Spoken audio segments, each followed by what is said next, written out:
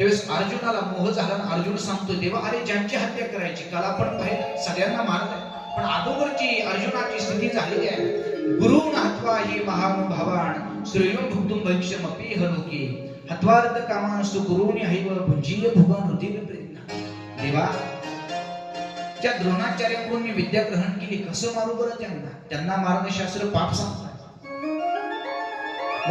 अर्जुनाच्या हातातले शस्त्र गळून पडतात गांडीवम संस्कृती हस्तात वक्चैव प्रीत हेती नाही का वेपतुचे शरीरे रोम हर्षचे जायते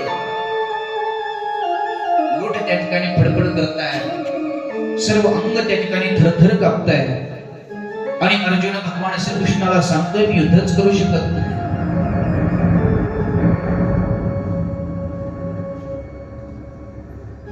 बघा ज्यावेळेस भगवान श्रीकृष्णाने अर्जुनाला उपदेश केलाय अर्जुना तू जरी यांना म्हणतोय मी मारणार नाही का मारणार नाही अर्जुन सांगतो देवा अरे संकरो नरकायेव कुलग्रहणं कुलस्य च पतन्ते पितरो हिशां लुप्त पिंडो दग्ध्रिया या योद्ध्यांना मी जर या कुरुक्षेत्रावरती या युद्धभूमीवरती मारलं तर यांच्या सगळ्या बायका त्या ठिकाणी विधवा होतील आणि कदाचित त्या विधवा झाल्यानंतर घडू नये पण त्यांच्या कुळामध्ये जर संकर निर्माण झाला ना देवा तर ते सगळं पाप माझ्या माथ्यावरती बसणार आहे आणि मग त्यांचे सगळे विधी पुढचे कोणी करायचे दुसऱ्या विधी कोणी करायचं पिंडदान कोणी करायचं आणि ते जर घडलं नाही तर शास्त्र हिंदू धर्म संस्कृती सांगते पाप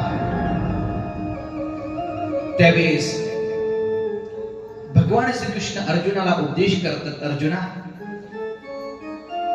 जरी तू यांना मारलं नाही ना ही एक ना एक दिवस मारणारच आहे आणि तू सांगतो ना जे पाप होणार आहे ते कशानं यांना मारल्यानं अरे पण हे मारणारच आहे ना अर्जुना म्हणून तू मार तुला यांचा आत्मा नाही मारायचा तुला फक्त यांच्या देहाची हत्या करायची आत्म्याचं वर्णन करत असताना श्रीमद भागवत ग्रंथामध्ये सांगितलं आत्मा कसा आहे नैनम चिंतमती शस्त्राणी नैनम दहती पावकः न चैनम तदयंत्या पुनः शोषयती मारुता आत्म्याला तुम्ही किती जरी मारण्याचा प्रयत्न केला आत्मा मरत नाही तो अविनाशी असणारा आत्मा आहे मग पुढे पुढे त्या गीतेमध्ये भगवान श्रीकृष्ण सांगतात मी कुणा करता अवतार घेतो यदा यदा हि धर्मस्य ग्लानिर्भवति भारत अभ्युत्थानं धर्मस्य तदात्मानं सुजाम्य परित्राणाय साधूनां विनाशाय च दुष्कृतां धर्म संस्थापनार्थाय संभवामि युगे युगे आपलं उत्तर आपल्याला भेटलं परीक्षितांना प्रश्न केला ना शुकदेवजी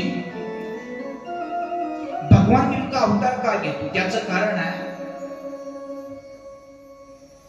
देव तीन त्या ठिकाणी कार्य करण्याकरता काम करण्याकरता अवतार घेतो पहिलं काम आहे धर्म संस्थापनार्थाय धर्माची संस्थापना करण्याकरता देव अवतार घेतो साधूचं रक्षण करण्याकरता देव अवतार घेतो आणि द्रष्टाचं निर्धारण करण्याकरता देव या मृत्यू लोकामध्ये अवतार घेतो मग पुन्हा त्या ठिकाणी प्रश्न केला देवानं कोणकोणते अवतार घेतले सांगा बरं बघ मी कालही विचारलं आपल्या लक्षामध्ये आहे का नाही मला माहित नाही श्रीमद भागवत ग्रंथामध्ये भगवंतांची 52 अवतार सांगितले किती म्हणजे कालचं आपल्या लक्षामध्ये राहिलं बरं भगवंतांचे भागवतामध्ये 24 अवतार सांगितले भगवंतांना कशा कशा करता अवतार घेतले कुणाचं रक्षण करण्याकरता कुणाचं निर्धन करण्याकरता भगवंतांना अवतार घेतलेले रसातळाला गेली पृथ्वी वर काढण्याकरता भगवान श्रीकृष्णानं वराह अवतार धारण केला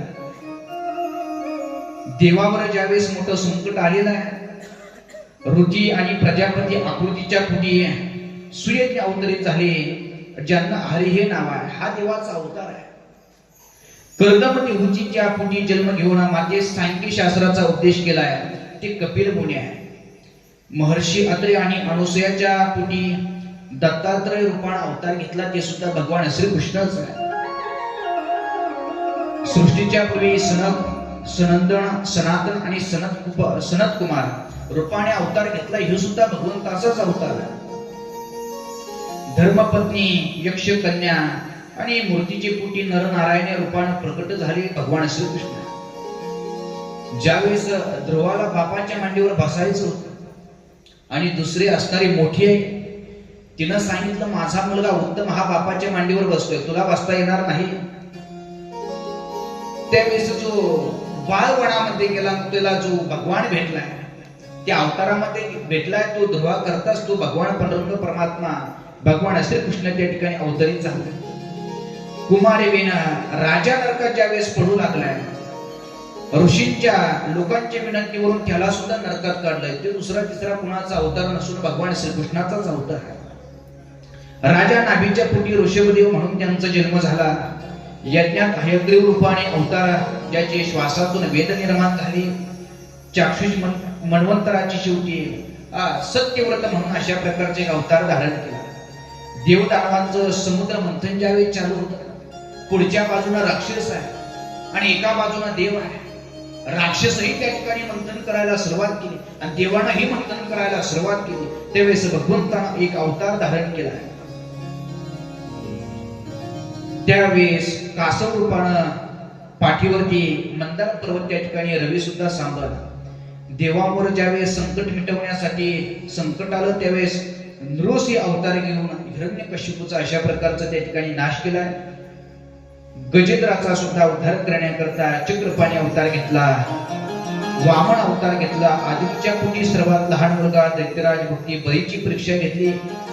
भागवताचा मला अर्थात उपदेश करण्याकरता हंस अवतार घेतलाय ते सांगताय. समुद्र मंथनाच्या वेळी देवांना अमृत आणि दैत्यांना मारणारा जो अवतार आहे तो धन्वंतरी अवतार आहे. तो सुद्धा दुसरा कुणाचा नाही, भगवान श्रीकृष्णाचाच अवतार आहे. क्षत्रिय राजे सहस्रार्जुन वगैरे मातले होते आणि त्यांचा नाश करण्याकरता परशुराम अवतार घेतला. रावणाचा ज्यावेळेस गर्व त्या ठिकाणी हरवायचा आहे आणि रावणाला मारायचं, त्यावेळेस रावणाला मारण्याकरता त्याच भगवान श्रीकृष्णाने अवतार घेतलाय भूताचा. बरोबर ना? तुमचं कथेमध्ये लक्ष आहे का? रावणाला कोणी मारलं? भगवान प्रभू रामचंद्रांनी म्हणाला मग मोठ्या, मी भूताना म्हटल्यानंतर आपणही मान हलवता. भगवान प्रभू रामचंद्रांनी अवतार घेतला रावणाला त्या ठिकाणी मारण्याकरता. दैत्याच्या ज्यावेळेस धुंडी मारलेल्या आहेत आणि पृथ्वीवरती पापाचे ओझे झाले तेव्हा बलरामासह भगवान श्रीकृष्णांनी अवतार घेतला. उद्या आपण भगवान श्रीकृष्णाचा अवतार पाहणार. कालानुरूप लोकांची समज कमी होते, वेद लुप्त होत आहेत. त्यावेळेस वेदवाणी समजून सत्यवती पुत्र अर्थात व्यास महर्षींचा अवतार घेतलाय. तो भगवान श्रीकृष्णाचाच अवतार आहे. देवांची शत्रू वेद मार्गावर अवलंब करतील तेव्हा त्यांच्या बुद्धीचा नाश करण्याकरता भगवंतानं बौद्ध अवतार घेतलेला आहे.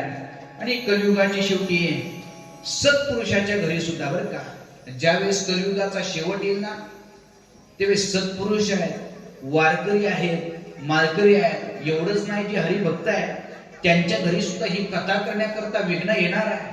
तो कली सुद्धा त्या ठिकाणी अवतार आहे आणि कल्की रूपाने त्या ठिकाणी त्यांचा अवतार होणार आहे. ज्यावेळेस नवीन रचना करायची त्यावेळेस तप 9 प्रजापती मरीचादी ऋषी आणि माझ्या रूपात म्हणजे ब्रह्मदेव यांचे संरक्षण करण्यासाठी असते. त्यावेळेस प्रलयाची वेळ येते त्यावेळेस अधर्म रुद्र दत्त्या भगवंताच्या माया आणि विभूती प्रगट होतात.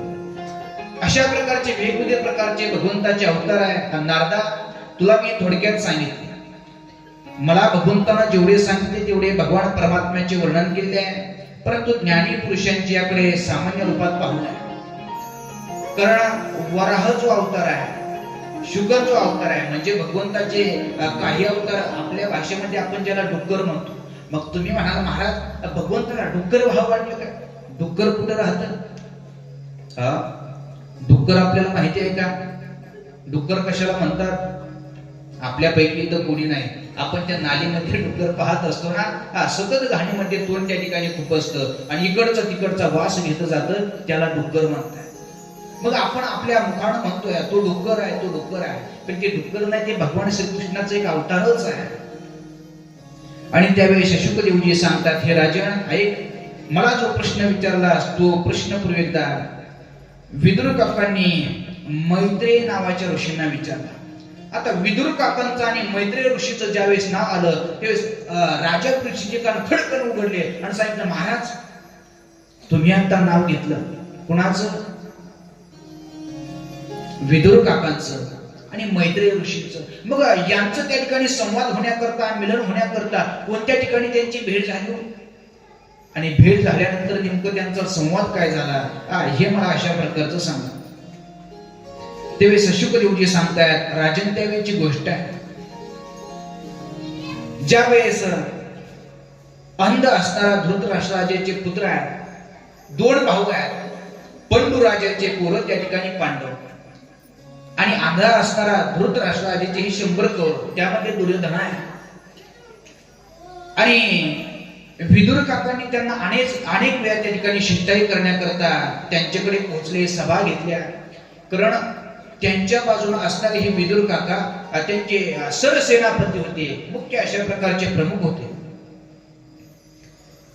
आणि त्यावेळेस विदुर काकांनी अनेक वेळा त्या कौरवांना समजून सांगितले, अरे तुम्ही जे अर्ध राज्य हिसकावून घेतलेलं आहे ते पांडवांचं आहे, ते धर्मराजा भोये साप आहेत, तुम्ही त्यांना जो त्रास देतोय ना ते सगळ्या पांडवांना माहित आहे तुम्ही काय त्रास देता.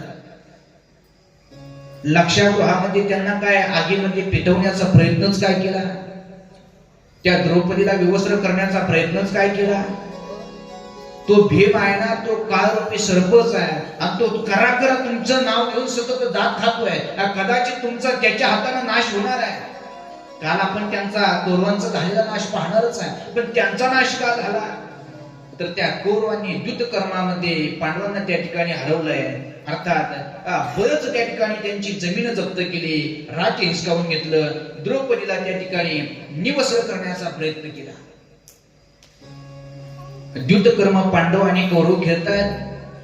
दुर्योधन सांगतो तुम्ही आता हरलेले आहे. पांडवांनी सांगितलं आमची माघार आहे, पण धर्मराजाला सांगितलं धर्मा तुमच्याकडे युद्धामध्ये या खेळामध्ये मांडण्याकरता अजून बरंच काही शिल्लक आहे.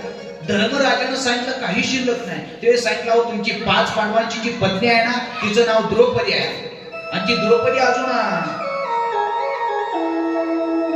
धावामध्ये मांडण्याकरता शिल्लक आहे ना, मग त्या द्रौपदीला डावामध्ये मांडा, तुम्ही कदाचित युद्ध जिंकणार आहे, डाव जिंकणार आहे.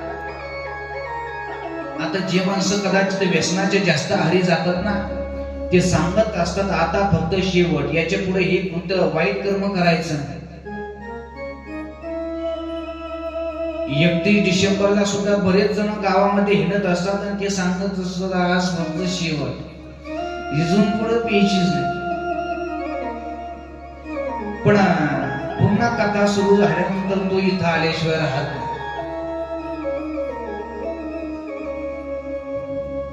पांडव जरी असले तर त्या खेळामध्ये आता हारी गेले आहे. हो ठीक आहे म्हटल्याबरोबर दुष्ट बुद्धीचा असणारा दुर्योधनानं दुःशासनाला आदेश दिला. दुःशासन परत त्या ठिकाणी आलेला आहे. द्रौपदीचा हात धरला, द्रौपदीला सांगितलं तू आता पांडवांची राहिली नाही, तू आमची कौरवांची झालेली आहे. अरे युद्धामध्ये पांडव हरले, तू आता आमची झालेली आहे. द्रौपदीची वेणी त्या ठिकाणी सुटली, केस विस्कटलेले आहे. द्रौपदी सांगते मी रजेश्वरा पाहिले, दुःशासना माझ्या शरीराला स्पर्श करू नको. पण दुर्योधनाचा आदेश आहे, दुःशासन ऐकायला तयार नाही. द्रौपदीचा हात धरलेला आहे आणि फरफटत भर सभेमध्ये ओढत आणलेला आहे. बडी मोठी सभा भरलेली आहे. सभेमध्ये त्या ठिकाणी पितामह भीष्माचार्य, कृपाचार्य, द्रोणाचार्य, मोठमोठे ऋषी आहे, 5 पांडव आहे. आणि अशा अवस्थेमध्ये आता द्रौपदीला आणलेला आहे. किती लाज वाटली असेल वो द्रौपदीला. आता सगळ्या सभेमध्ये उभा राहिली आणि दुर्योधन दुःशासनाला सांगतोय, दुःशासना अरे काय पाहतोय, वस्त्रहरण करायचं द्रौपदीचं, ती पांडवांची नाही राहिली, ती द्रौपदी आपली झाली. आपली पांडव काही करू शकत नाही, वस्त्रहरण करायला सुरुवात कर.